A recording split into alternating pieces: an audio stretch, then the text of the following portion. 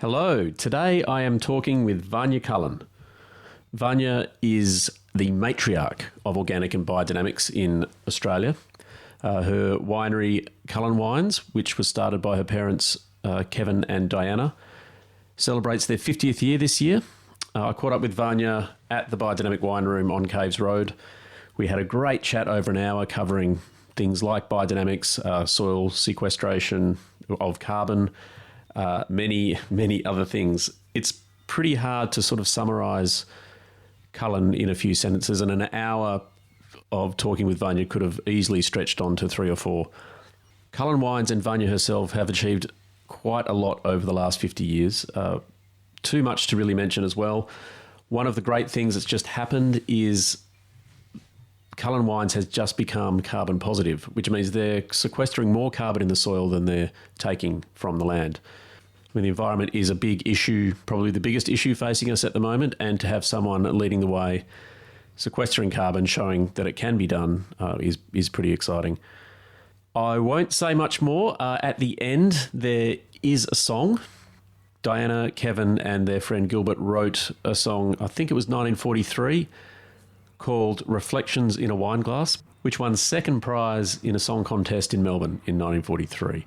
That will be played at the end, sung by Novak, arranged by Noah Shilkin, and written by Diana Madeline, Kevin Cullen, and Gilbert Brinsden. If you were to navigate to realwinepeople.com, click on the Vanya link, there is another version sung by Vanya. Vanya did ask me to put the Novak sung one on this podcast, but you can go there and listen to Vanya's beautiful voice singing that song. I hope you enjoy this episode. I certainly really enjoyed this conversation. Please enjoy.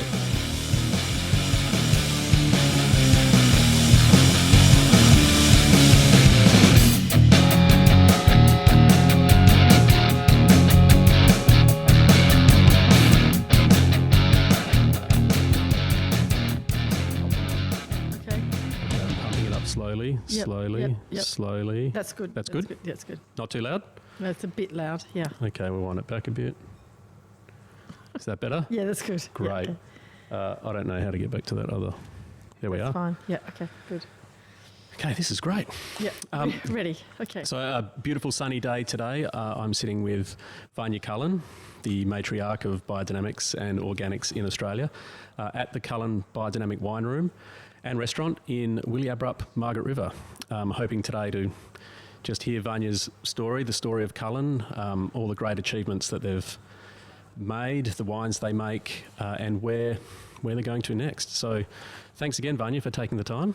Well, thanks, Ben, for asking me. Very grateful to be speaking in this context. And I always like to start with the acknowledgement of the Wadandi people, the traditional custodians of the land where we're sitting today and where the wines are made. Acknowledge them, elders past, present and future, with respect. Fantastic, yes. So we're excited because we're celebrating at Cullen Wines our 50th year since planting, and it's a really lovely story about great passion and a legacy of wanting to make great wines first of all and sustainably. And the journey started off really in the 1960s. Mum and Dad lived in Busselton. They had a friend called Dr. John Gladstone's, and he came and they were going to plant lupins on the property. And he said, came in 1965 and said, look, I'm just doing this research. You'd be mad to plant lupins. You should plant grapes. So that sowed the seed for Dad. He had the first grape grow meeting in Busselton in 1966. And then they were involved with a group of people in planting a trial acre on what is now Juniper Estate in Willabrap in 1966.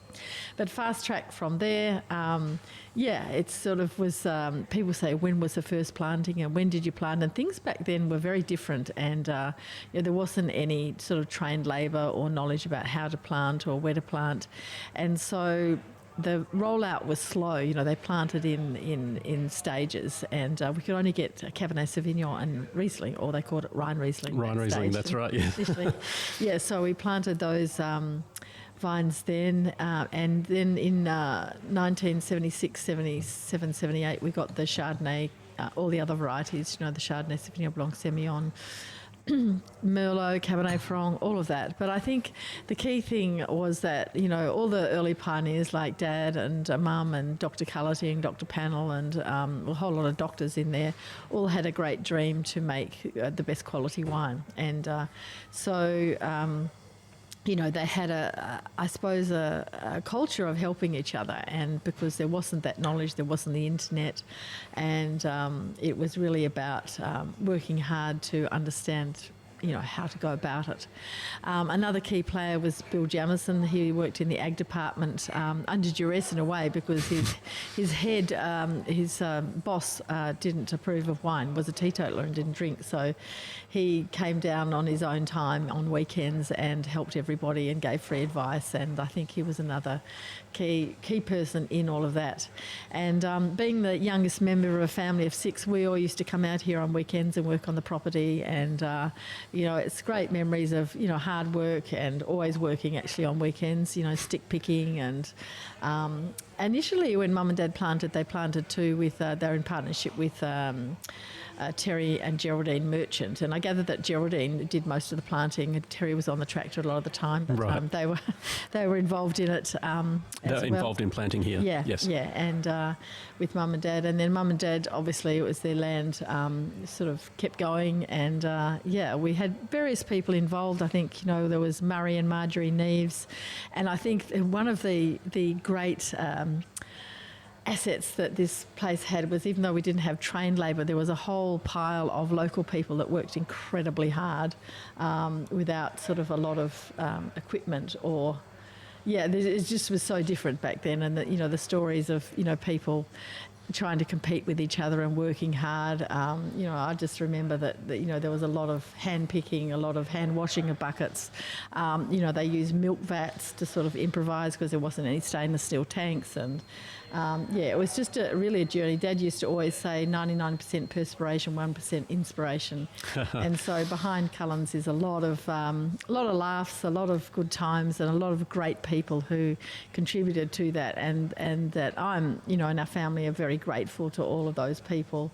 And I would include in that, being a biodynamic producer, grateful to the land as well, and the place. So the journey started off with minimal chemical inputs and with the quality, sustainability, integrity tag on it. And and that has been your three words since you started. Cullen? Yeah. Fantastic. So it's always funny talking about the past, because you sort of move forwards and you move through all of these things, and you know, I think it's sort of that sustainability and that caring about the environment. People say, where did that come from? And it came definitely from Mum and Dad.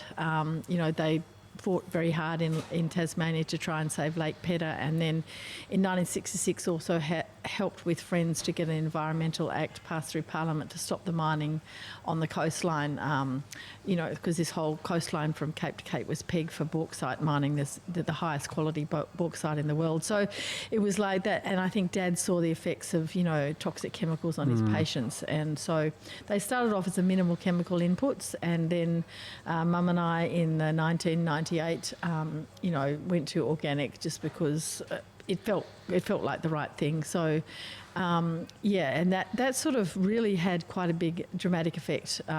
Surprisingly, it's always surprising with organics, as you know, Ben.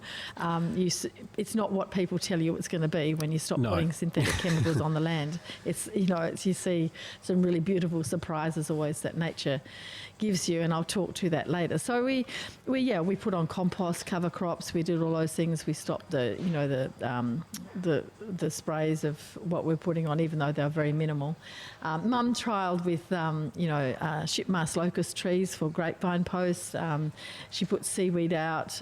We had sheep. We really tried all these different things, you know, to try and make it work. But ultimately, you have to commit yourself to organics, and that was in 1998. In 2003, we became a certified property in the vineyard, and then we went to our vineyard manager at the time, Mike Sleegers, went to a biodynamic course in Donnybrook and came back, and we just... it was the year that Mum passed away, and it just felt like the right thing, sort of going inside out rather than outside in.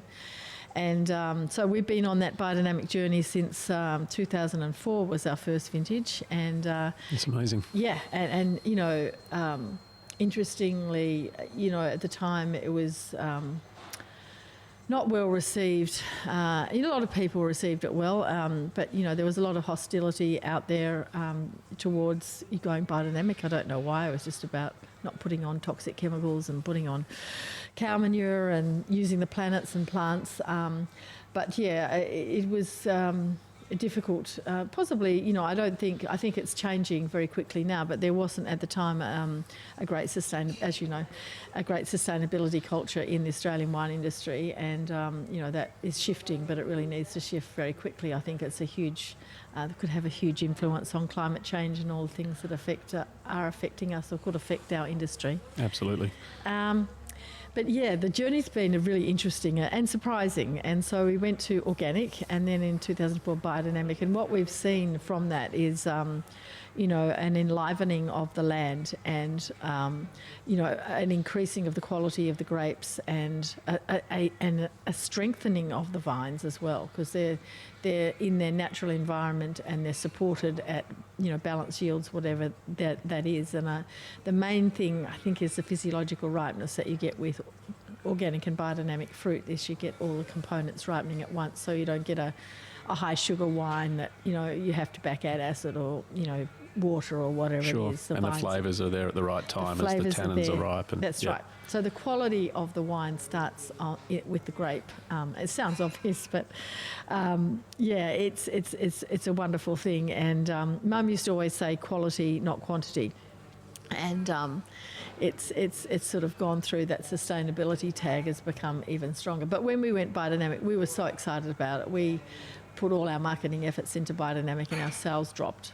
Right. Markedly. So we went back to being the best with a sustainability tag, because at the time in 2004 when we did that, it just was very badly received. And it's amazing that, isn't it? When you do something that goes sort of against the status quo, there's always that friction, even if you're innovating or sort of driving to new ground. And that starts at the beginning, and then over time it's like, well, how did you do that, Vanya? Tell me a bit more about biodynamics, and that will start to happen, which obviously has. Yeah, well, because now there's a scientific understanding of why biodynamics is why it works, and I guess the greatest analogy is the gut. We all understand about our gut. If we have a healthy gut, then we have a healthy brain, and it's the same on the land. And biodynamics is essentially about having healthy microflora in the land, the intelligence in the soil, which drives the carbon cycling, which drives the nitrogen fixation. Mm-hmm. The B12 in the cow manure actually is what creates nitrogen fixation. And that was interesting, because we observed when we put the 500 on that our cover crops just took off. And we were going, why is that? And it was just through observation rather than knowing. But now we know it's because of the B12 in cow manure. Mm-hmm. And obviously the microbiological life as well, because a cow has 4 stomachs, and it has the most billions of microflora, and it's like just putting this life force onto the land. And that's what drives everything. And the other outcome is, going carbon negative in... that was amazing. Yeah, in neutral in 2006. And now, seeing the land actually become carbon positive. So our soils are actually sequestering more carbon than our whole business emits by a considerable amount. Actually, it's almost a world record, I think. Wow. And so it was in 2019, it was 75 tonnes of carbon dioxide per hectare that was sequestered and held in the soils. And that's because the microbes there's more of them in the soil, and they're able to hold the carbon more. And it's all of it. The microbes are the first thing, then you've got the compost, and then you've got the cover crops, and then you've got the whole system of carbon cycling and photosynthesis is working.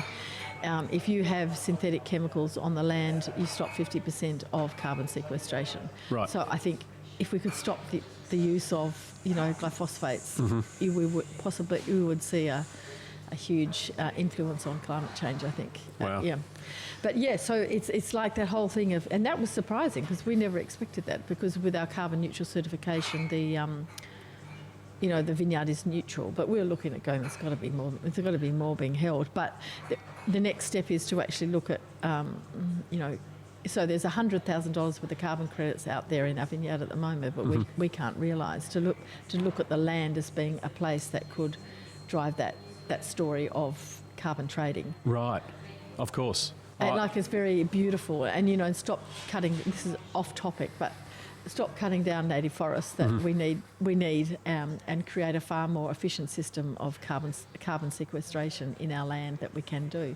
So that's been a really surprising outcome. And the next thing is to look at actually getting some sort of trading system that we could possibly put in place. And it's just having a vineyard that is doing all that work and also making great wine. Exactly. It's like, wow, it's really surprising because, you'd see the same in your property. You'd see things out there like insects and stuff you'd never seen before. Each vintage it's different. It's like you go, wow. And that's the beauty of nature. And I think, particularly in our world that we have today, which is so disconnected at so many levels, to have that connection to nature, even if it is through a bottle of wine, it's a beautiful thing. It is, and so that story of Cullen's, and all the people, I mean, we had, it's difficult because I'm a spokesperson and I've been here, since full-time since 1989. And maybe before that, since I was born almost. But, there is so much contribution from all the people that work there, all the staff, it's really, I really want to acknowledge that it is a team effort. Mm-hmm. And the other beautiful thing that's come out of this is, we've had 50 years of sustainable wine growing. And before that, there's 65,000 years of Wadandi sustainable land care. So it's a little bit, humbling.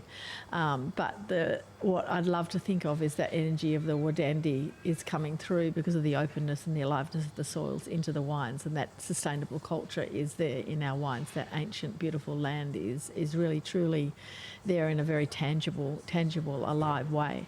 And going forwards, I suppose you'd have the same dream, I don't know, that the whole of this region, the whole of Australia could be biodynamic. Oh, it would be great. Because you see what happens to the land. I mean, it's just something that you can't explain. It's a joy coming into work every day and seeing everything so alive. The butterflies and the birds and the insects. I think what a lot of people who aren't involved in agriculture, see glyphosate and all it does is just burns the weeds in their driveway perhaps, but they're not realising that it's not just killing the weeds. It's killing all of the microflora that live in the soil, and then the soil will start to degrade because it can't capture all those micronutrients or fix carbon, and it just goes on, and over time just depletes the soil until it's a wasteland.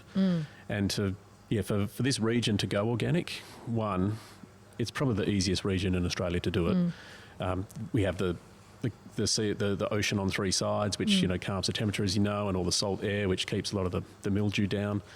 It rains a lot, but in winter, which is although we are getting more summer storms these days, not this summer so far. But yes, no, I totally agree. For this industry to go organic, and there's the flip side argument as well, where it is a luxury product. The sort of wines, the beautiful wines that you're making.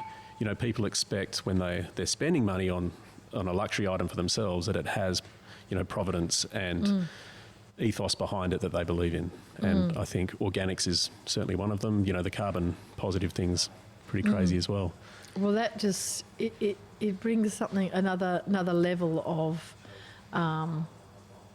what we can do with agriculture. And I think, it's always, particularly in West Australia, you talk about mining and building as ways to build the economy, and it's like it really, they have that discussion about agriculture and regenerative agriculture, which is starting as a way to really, because we do have the land to do it, we do have the climate to actually promote not just vineyards, but, agriculture as well. And I think, the whole thing of rainfall is, that if you take the trees away, you take the clouds and the rain away as well. So, but back to the whole aspect of it's really I think someone was saying to me the other day there isn't any people that don't have glyphosate in their hair, because we essentially at any stage or in your system, at any stage you end up eating it and it stays in your system. So it's a good thing to get rid of, not just because of what it does to the land, but we are the land, we are the earth is us. And so if we're killing the earth, essentially we're killing ourselves. And but I think the positive part of it is that, with hard work and with commitment, we can really turn around the world in a way and start, carbon sequestration and turn that carbon emissions target into something which is not just about having a Tesla car. It's about really changing the world in a way which is connected. It means we'd have better food, we'd have healthy land, we'd have healthy people, and I think it's a really good way to look at it from a wine point of view. To be able to actually have lived through all of that, gone through the minimal chemical inputs, organic, biodynamic, and seen the change in wine quality, and also to see the change in people's perception and people's tolerance and people's knowledge. When you travel overseas, in Asia, in Europe, people are right there. They understand the issues with respect to, and that they want organic and biodynamic. One of the issues we have in Australia too is that there's no legislation on organic or biodynamic as words. So if people are buying organic, it might not be organic because there's no regulation. So that's something that needs to change as well. And, it's my belief that, someone has to be 100% organic or biodynamic to be able to say they're organic or biodynamic or put it on their label, because there is an enormous amount of greenwashing going on everywhere, here and all over Australia, because they can get away with it. So I think that integrity and that labelling legislation needs to be in for everyone's benefit, particularly the land. And so the evolution of, it's been mum and dad, working with mum and dad, was a great pleasure, because they were very hardworking, generous. Mum was a matriarch, and her mother was also a suffragette. So there's a long line of sort of strong female women in there. And Dad worked hard, of course, as a doctor, and paid for everything. So they, now we've sort of went from, we've had this evolution of wine style too from... So talk to that. So with the way that you started, obviously there was no knowledge really and nothing to sort of, you look at what your neighbours are doing or the people up the road. The wines that you made then through to, the change in organics in the late 90s, how's everything evolved over time? Yeah, it's changed completely actually. So when Mum was the winemaker, we had started with a fellow called Dad and Mike Peterkin was the winemaker in 79 to 80, and then Mum took over in 81, and she was the first. Actually, Mike won a trophy with the Sauvignon Blanc Semillon Sauvignon Blanc he made in 1979 at Perth Show. Mum was the first woman to win a trophy at the Perth Show, so she's a real trailblazer. Wow. But yeah, it was sort of like inoculating with yeast, not a lot of additions, but inoculating with yeast, chilling the juice down, settling overnight, adding enzymes, putting in PVP, which is, clarifying agent, bentonite, fining agents at the end. And it was sort of like the whites, were bringing them in, chilling them. We'd get up at 3 a.m, crush, press, do all those sort of things to get the buckets ready for the next day. But now with biodynamics, we completely shifted so that we have a big harvest in the morning and we process everything immediately, essentially just have to let it settle, then rack off gross lees. Sure. Everything is about keeping the native yeast alive, because we don't add acid, we don't add anything. And so people always say when they come here to work, if they do vintages at different places, we wish we worked here first, because we didn't understand what you don't add. Yes, it's amazing. Yeah. So it really is that whole change in the first 3 days of the wine's life, from harvesting around the biodynamic calendar, which is about the fruit days and flower days and the moon, and the importance of the moon and the connection to earth and sky is, I think, really important too. So you have all that feeling that goes into the grapes in a very tangible way. They come into the winery, They're sorted again, so everything's hand harvested. They're sorted again, and then, you know, depending on the wine style, they'll be crushed, pressed, whole bunch pressed, put into amphora. There's a whole lot of different ways that we make the different wines, essentially to bring out the best character in those wines, and it's always experimenting.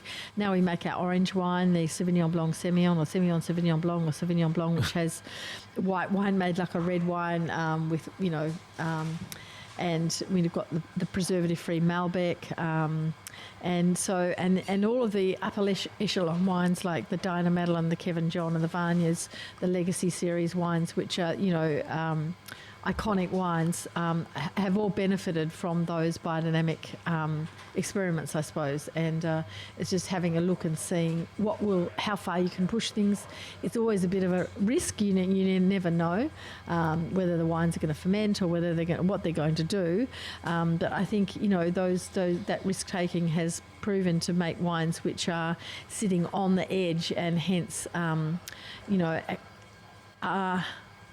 they're just a little bit more than what we've made before. And so the amphora ferments, the low sulfur dioxide, the skin contact, they've all been things that, both in reds and whites, and lower sulfur dioxide levels have proven to make wines that are just, it's nerve-wracking. The whole of vintage is nerve-wracking. The whole of wines before you release them is nerve-wracking, and I think it's, you know, they're very much, I think, you know, there's a lot of great wines made in the region that are recipe wines. These are artisanal wines. They're one-offs, all of them. Sure. And they'll never be made again like that. And so people say, how do you make the wine? It's like, well, we look at the grapes and then we kind of make the decision. And a lot of it's, from my point of view too, you know, being intuitive now. I did a science degree, but it's like, it's more intuitive, so you can make decisions that you sort of just can feel the whole thing from the harvest right through to, you know, the wine being in the bottle. But there's never a great wine until you drink it.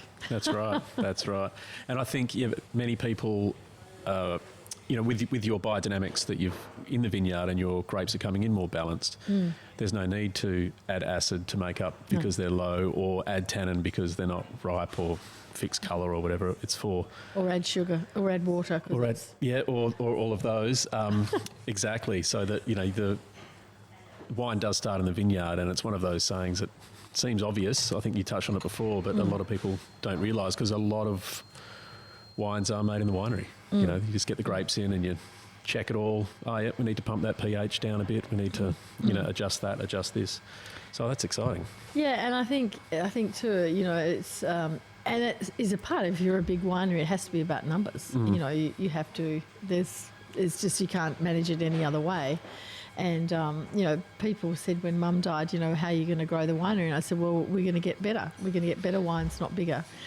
And that wasn't necessarily what everyone, because everyone thinks if you're going to grow, you have to get bigger. Yes, that's right. And I think it's just that artisanal nature of what we do is real. You know, it's just, we have, you know, make our decisions as the grapes come in, and it's not, we have this plan, which this is what we do. I mean, obviously have a plan. Yep. And we do have a budget. We do have all the finance things because we have to. We've got a mortgage too, so it's like it's just. But it's been, you know, for me, it's been a great blessing working on this property, and for, you know, 38 years now as a winemaker, and being able to. It's still exciting every vintage. You know, we've got Andy, you know, winemaker in the winery, and Ash and Kim, and then Brendan out in the vineyard, and, you know, and everybody. I think everybody contributes to the wines, and it's a team effort. And that's the best way for it to be. Exactly. Yes. No, I agree. So just to rewind a little bit, when your mum and dad were planting in the vineyard, and you were coming down and they were cracking the whip, what did the region look like? Was Caves Road bitumised? Was there, you know, stores around everywhere? How much? Obviously, it's changed a lot. But what are some things that you remember that could be completely different? Oh, well, we used to drive cattle and sheep up and down the road. Right. Because there wasn't any cars. Sure. And we used to, if we saw, because Mum and Dad's house they built in the 1970s up there, we used to sit and do car spotting. And I think, you know, it was a lot if we saw 4 cars in an afternoon. Oh, wow. And a part of that was too, you had more time. It was like people came to visit. It was like, wow, someone's come to visit. It's like you'd spend all day and all night with them, and you'd have dinner with them. They'd come to stay, and you'd never spend anything less than a morning or an afternoon with them, and usually it was the whole day, and you have them for lunch and dinner. And, and people visiting, it was exciting when people came to visit because no one ever did. Yeah. And, I remember when Robert Moldavi came down, and we were doing, funnily enough, Sauvignon Blanc skin ferment out the back. And he was very fascinated by that, so that must have been early 80s. And so I got a gig at Robert Mondavi Winery doing experimenting in 1985 with Sauvignon Blanc skin ferment. Wow. And that was in the Napa? Or? In the Napa. Yeah, fantastic. But that was, Robert Mondavi's here, oh my God. And, it just was a very different time, I think, where everyone knew each other too. Like if you go along to a grape grower meeting, you know everyone. Sure, yeah. Whereas now you go along, you don't know anyone. you know some people, but not. It's like it's a very different world, and I think that was like everyone. Everyone used to socialise together. Everyone caught up all the time. I think it was a time when everyone was helping each other. And then I think, I look at it in three waves, being an ex sort of surfy, but still loves the beach, going swimming every day. You had the first wave where you had the pioneers, and then you had the second wave where it was, in the late 70s, 80s, and then you had when restaurants started to come in, like Flute set up their restaurant. Oh, of course, yeah. Shell, actually, my sister set up the first food bar here. She used to serve Cornish pasties. Oh, lovely. Yeah, they're great. Most of the staff ate most of them, but, those lonely travellers that came down that didn't have anything to eat, we felt that they needed something to eat. And we used to sell bottles we sell wine by the bottle because no one ever bought cases. Right. Our first sale was in 1976. We won a gold medal at the Melbourne Wine Show. And someone ran from Melbourne and ordered 3 dozen and was like, 3 dozen? Oh, my God. Oh, wow.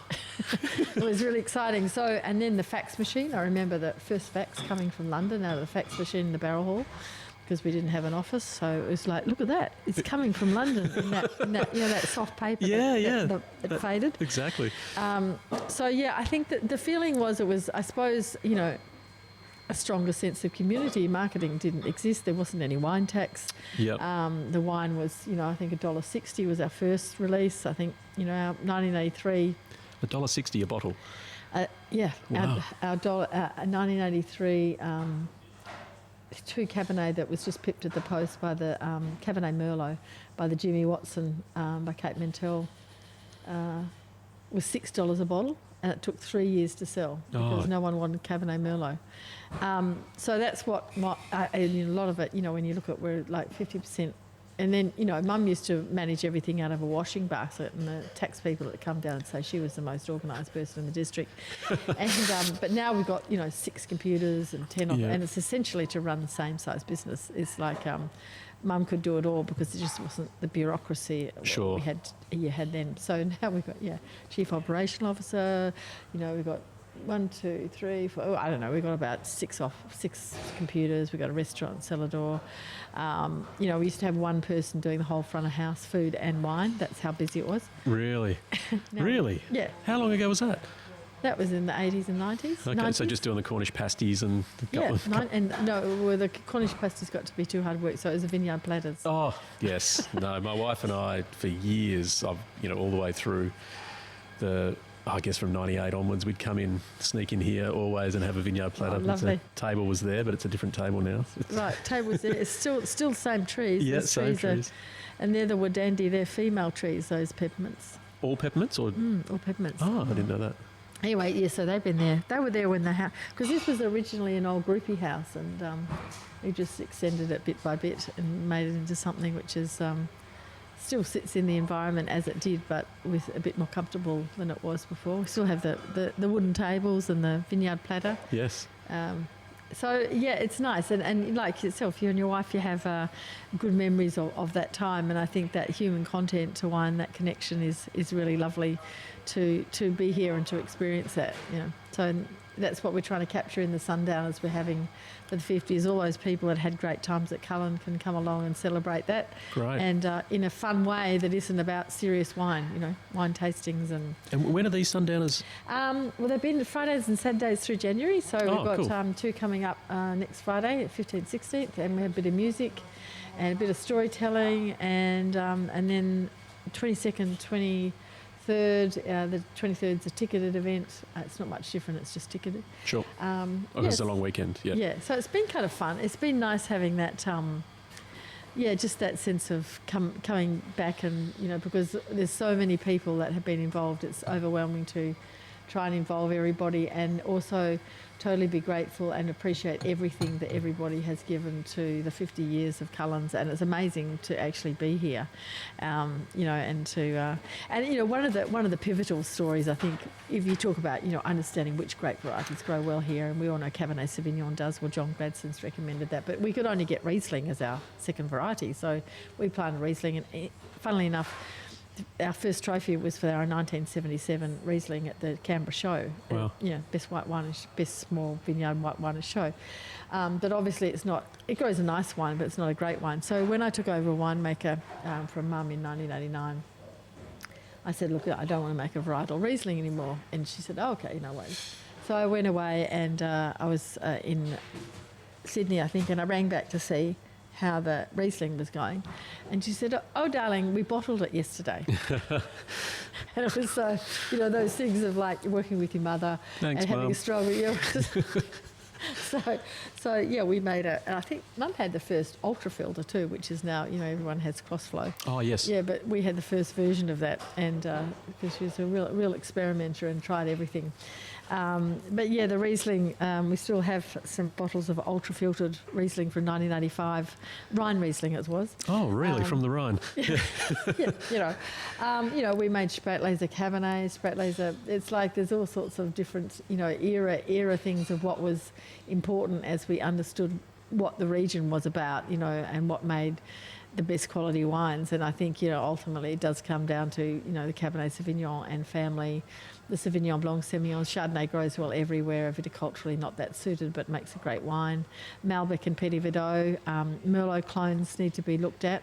But I think, people say you're going to plant new varieties. It's like, well, we're still really working on the ones that we know do well here. I don't think it's hot enough for great Nebbiolo or Mourvedre or, Sangiovese.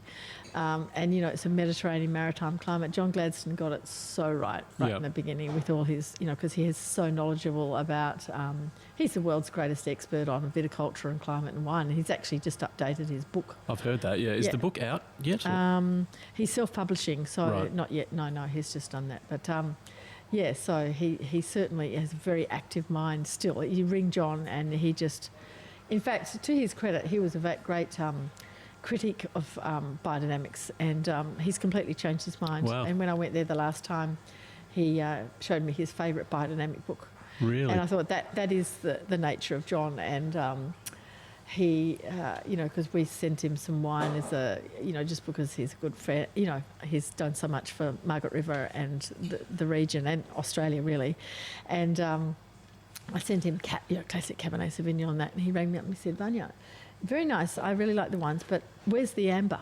The orange wine. And I thought, it's like such an inquisitive scientific mind with no agendas, just his own sort of personal interest in wine and the region, because his paper was what started it. And if ever you want to ring him up and give him, he'd love a chat. He is just such an amazing man to talk to. Great. And he would be a great person to interview. And he's based in Perth? Yeah. Yeah. He's on phone. He could do it on phone. But, cool. Or you might have to go up there, yeah. Yeah, well, I could go to Perth. But honestly, amazing. He's just such a sharp mind. Great. Yeah. I'll take you up on that And recommendation. you think of that. He recommended planting Cabernet Sauvignon all those years ago. You go through all these things. Spätlese, we had a Blanc de Noir, we had a Spätlese Cabernet, we had all of this stuff, and bit by bit you just work out, well, this is our strength. Yeah. And then you put the biodynamic on top of it, and it's like, we can only go forwards as a region. And hopefully Cullen Wines can go forward as a family company. I think we're one of the few family companies that's still a family company. I think Lewin Estate, ourselves, maybe Woodlands, they haven't changed hands. Yeah, true. Once I've had a coffee, I can just keep talking. No, so this is good. Please interrupt. No, I'm not interrupting at all. I'm enjoying this. Yeah. I get one black coffee and that's it. But yeah, I mean, there's so many stories and there's so many aspects. And, you know, like yesterday, on Saturday at the Sundowner, Mum and Dad in 1943 also wrote a song called Reflections in a Wine Glass with their friend Gil Princeton, and it was won second prize in a Melbourne Song Competition and was played by the Melbourne Symphony Orchestra. Really? And 2 years ago, they made an LP, but we lost it. But 2 years ago, Noah Shilkin, who's an amazing musician in Perth, he loves musical family history of musical family history. So he got me to sing the song, as I remember singing it with Dad, and he actually did the music. And then got another lady, Novak, recording it. So we've actually got it recorded as a song for family history going forwards. And it's very wartime and very, Sure. you know, but those little stories too, you know, I've always sung that song at, you know, wine events. Yeah, you did. I think I was here and you sung it at a Harvest Moon dinner. Yeah. You know, so it's sort of like that.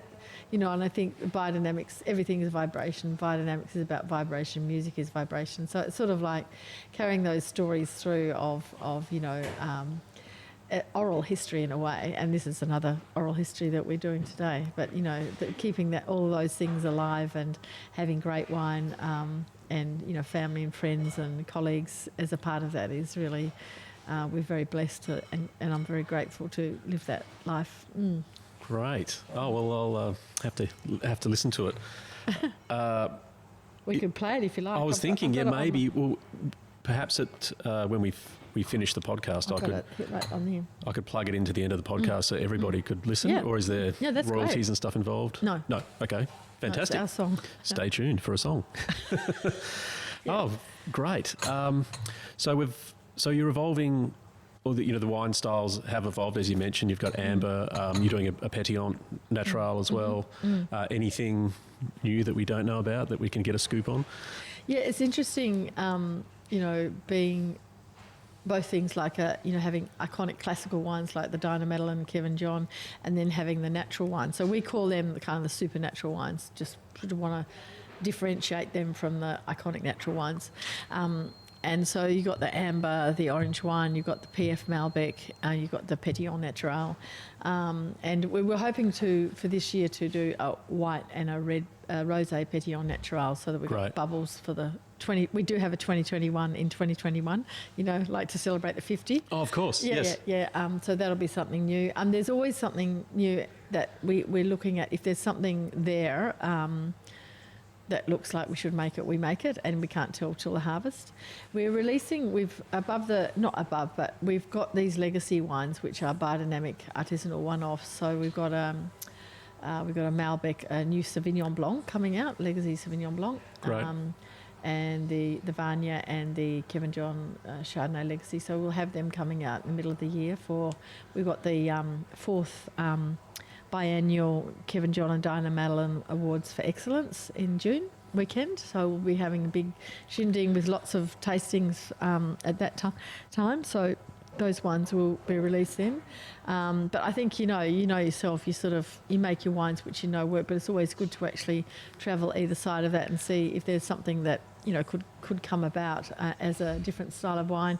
We make our Moon Opposite Satin Sauvignon Blancs, but it looks like this harvest it's not going to be any fruit and flower day Moon Opposite Satin, very few anyway. Right. So it's going to be an interesting harvest because there's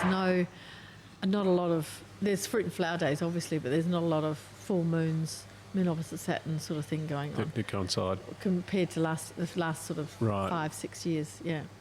And so with the vineyards, you have the site that we're sitting on now at the Biodynamic Wine Room, and then Mangan is across the road. Yeah, that's a good question actually. So all of our fruit is sourced from 2 vineyards. So we have Cullen Vineyard planted in 1976 to 1988 was the last planting across the road, and then Mangan Vineyard that was planted in 1995 to 97. It's called Mangan after my sister-in-law, Bettina. Her maiden name's Mangan, and Rick Cullen and Bettina planted the vineyard. Right. And Cullen Wines have since bought that property. Sure. Another part of the story of that is that, we very much see ourselves as being in the Willie Abrupt region of Margaret River. Willie Abrupt means a place of red ochre, which pertains to the gravel soils. It was the first region in the region to be planted.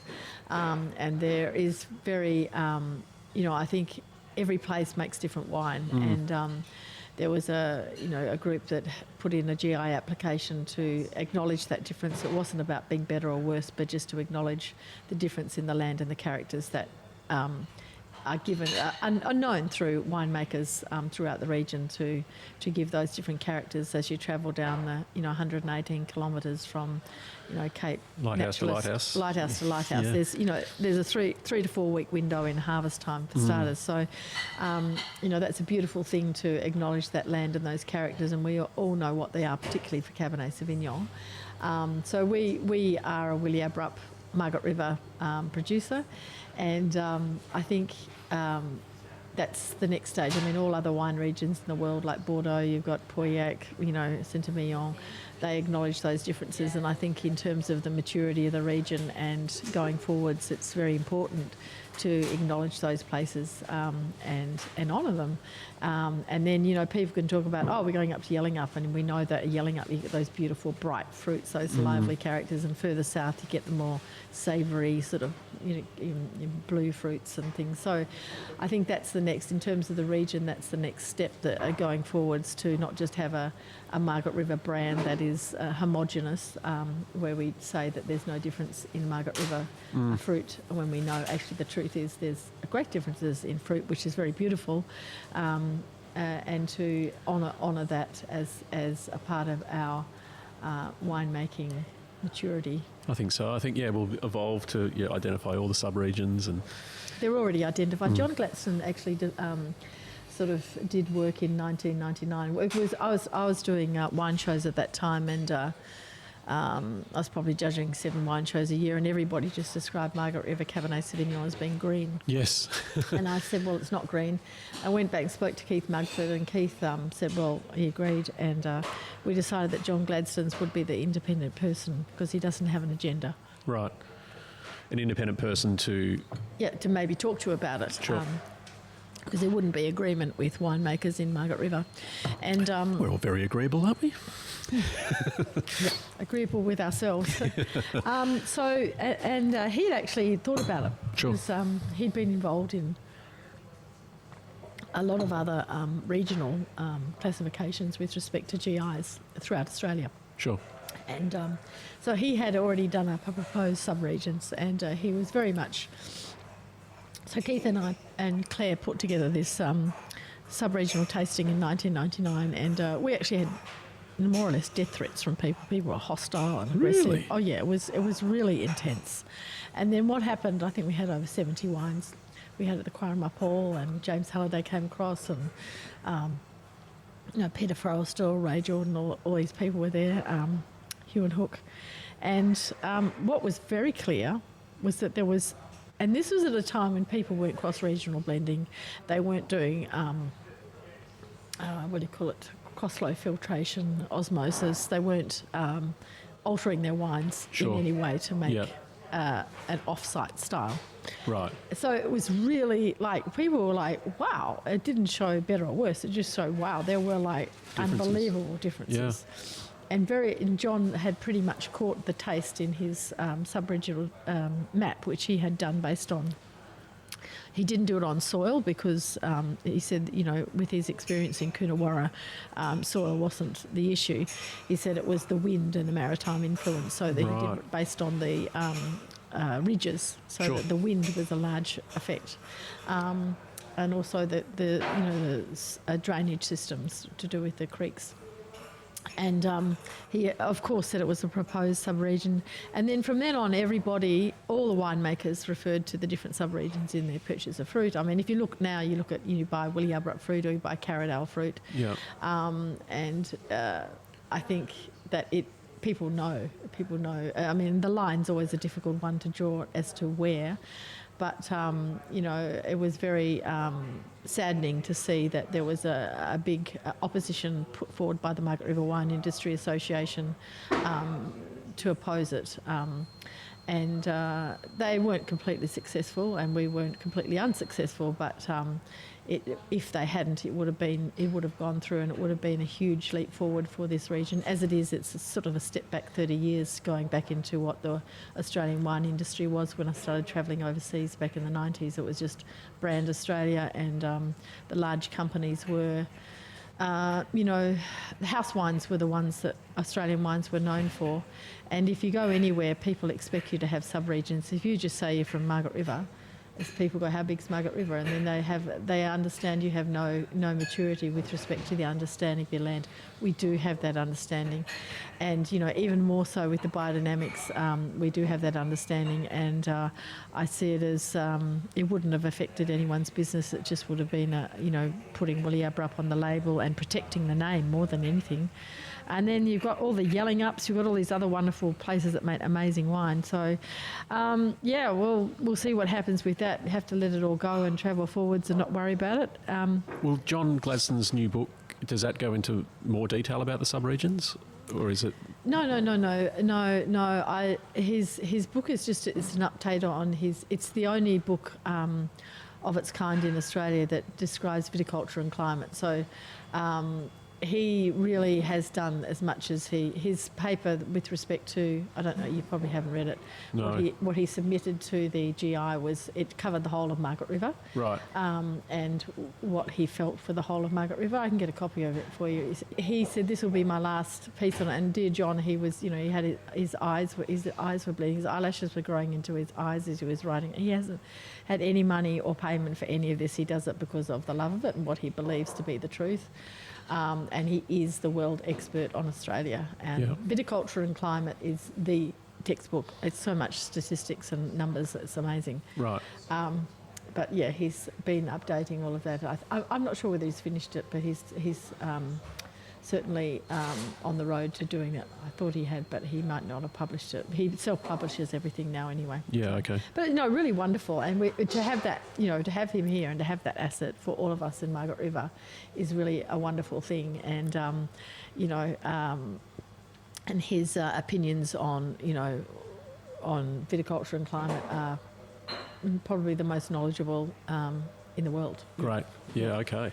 No, I might... it's quite exciting, really. And it's, I try and stay in a really good place. We're still allowed to call it Willie Abrup.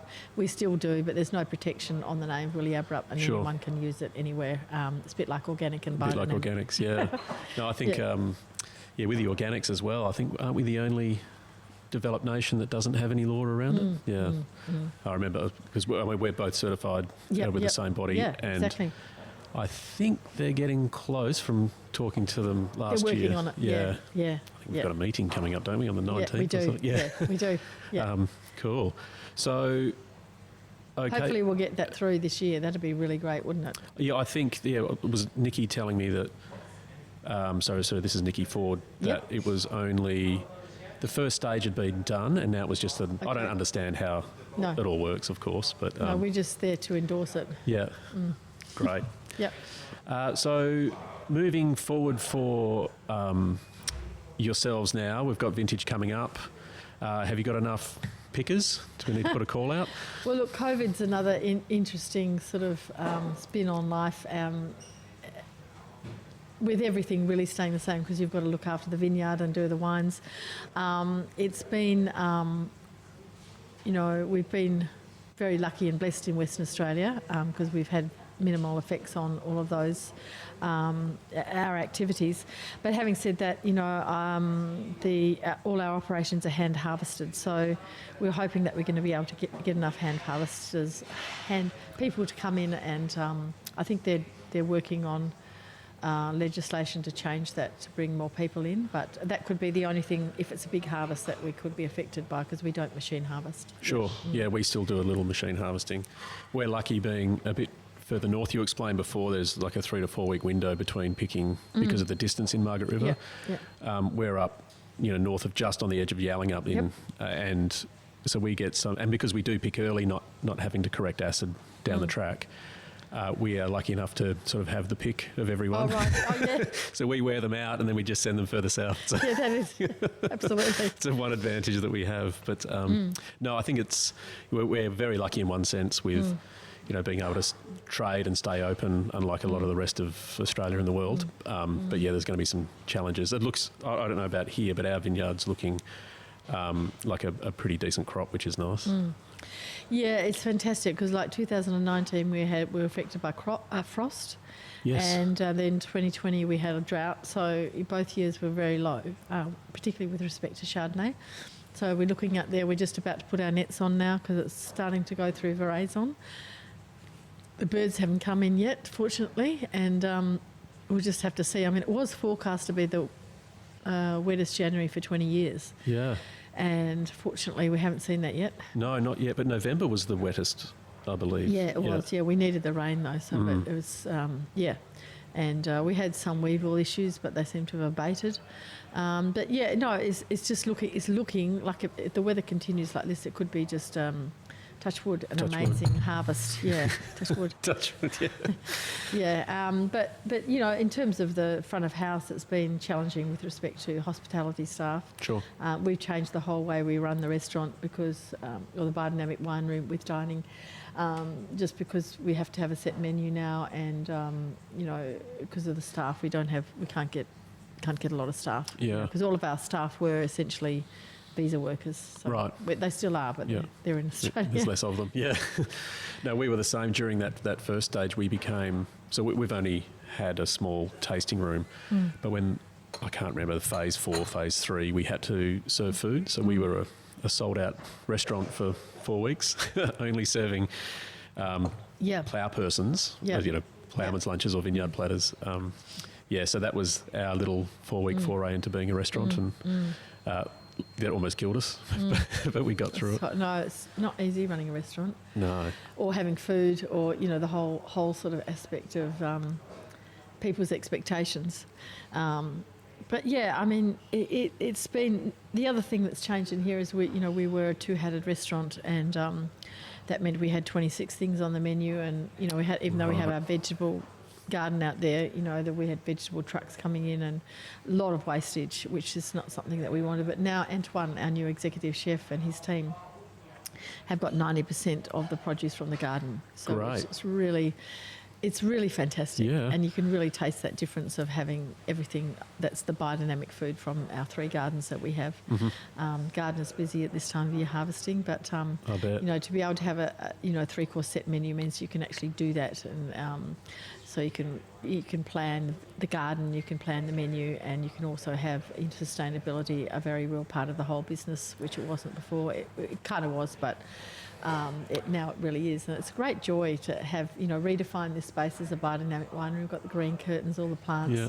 So we're one room now, and it's about oneness, and we've got tastings in one area and dining facilities in the other, and it's quite a big shift because it's all about cellar door and restaurant discussion is so old and entrenched. It's taken us 10 months to actually change out of it. Sure. But you keep slipping back into cellar door and restaurant. But we're one room with one team and a really one front of house manager, and that's sort of being able to have that front of house culture as well, part of the uplifting experience of biodynamics. And the whole story of 50 years is about being uplifted and having great times with family and friends that you remember as a part of your life. And really great stories. Like someone contacted me on email and said, this is a picture of your mum in I think it was 1993 or something. Right. And they'd come in here on their honeymoon. She was at Cellar Door.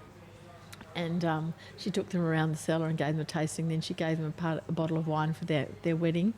And they kept the wine, and 25 years later they'd opened it. And they said that, we just want you to know that Cullen Wines and your mum is a part of our a very happy part of our marriage. Oh, it's beautiful. And you think, so things like that, it's like, wow. And so you'd have those experiences too with people, with your wines. And it's just a wonderful way to, have a nice time with friends and family and colleagues, and it's all of those things, and that we're very lucky to be sitting there in the Cullen biodynamic wine room. Yes. Looking out at the Chardonnay. Well, I am, and wondering about. You start to get a bit nervous at this time of year, though. That edginess starts coming in. Yeah. You can't help it. You just think, "What's wrong with me?" And it's like, "Oh, We're getting close. We're getting close. Are we ready? Are we going to be ready? Yeah, what I are know. we doing? When do you think you'll start harvest? We're just seeing Veraison ourselves now, Yep. so I think it's going to be a pretty average year. We're thinking mid-Feb. We Yep. might start Yep. looking at some Chardonnay. Yeah. And then, by the end of Feb, we would have had a few other whites off, maybe a bit of Shiraz for some Carbonic Nouveau style Yep. stuff. But Oh, nice, Yeah, yeah. and some Chenin. Yep. No, it's it It's is. the other big variety that's up and running with you guys and Nick Peterkin and a whole lot of other people in the Yeah. region that are doing good things with Chenin. With Chenin, yeah. Well, we sort of inherited the Chenin when we bought the new vineyard, and it's like, oh, what do we do with this? So we're sort of like Chenin 5 ways. We make it into a pétillant, and we do a skin ferment, and there's lots Yeah. of things to keep us busy, Yeah. which is good. Yep. So I'm just noticing that there's a few people coming in Yep. for Yeah, I the know. biodynamic wine room, which is great. We're Thanks. sitting here. In the dining area. Yes, we're not eating. Anything else that you'd like to talk about or add? Or Look, I think the future of the region is very bright, and I'd like to think that sustainability is a big part of that quality discussion, and that we can make a difference and make a change. It's my sister Shell, I just feel very incredibly grateful and blessed to be a part of it all, and maybe too we can have some input from the indigenous cultures that had 65,000 years of land culture going forward, and to have that whole big connection of nature and wine and beauty as a part of our lives. Wonderful, thank you. We're all very lucky to have yourself and Cullen Wines in our lives. Thank you, Ben. Thank you for doing all this. It's a big commitment with all these microphones and everything. I know. Well, what happened is I bought all the gear, and then it sat around for a while, and my wife gave me an ultimatum: either put it on eBay and sell it, or use it. So That's it. No, here we are. Good incentive. Yes, it is. Right, yeah. No, thank you very much, and thanks everyone for listening. We will. And all the best for vintage. Ben. Oh, and you too. Yeah, And you yeah, too. yeah. And perhaps stand by for a song. Are you going to be singing this song? No, I think it'd be better if someone else did. Hang on. Do you want me to send it to you? That's easy. Yeah. Okay. Cool. All right. Yeah, Thanks okay. again. Thank you. Okay. See ya. Well, thanks for listening and making it this far. That was a great little conversation. We're about to play a song, Reflections in a Wine Glass, which is coming up. Remember, you can navigate to realwinepeople.com, where I have a page set up with links to all sorts of things that we've spoken about, including biodynamics, John Gladstone's new book, Viticulture and the Environment, and a link to where to buy that. You can contact Cullen Wines through at their website, cullenwines.com.au, Instagram at Cullen Wines, or at Vanya Cullen. If you feel like picking some grapes, I'm sure you could get in contact with Cullen Wines and get out there and help. Trust you enjoy this song coming up. And until next time, see you later.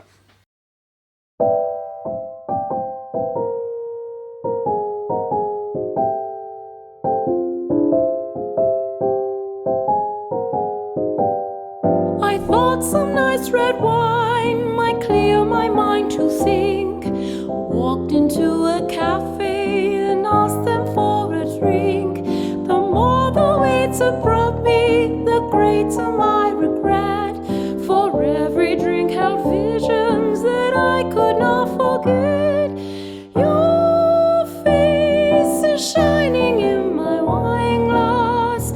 Your eyes so near but so far. Remember the night at our favorite side. I was dreaming, stars were gleaming. Slowly you turned around and told me our lives were too far apart.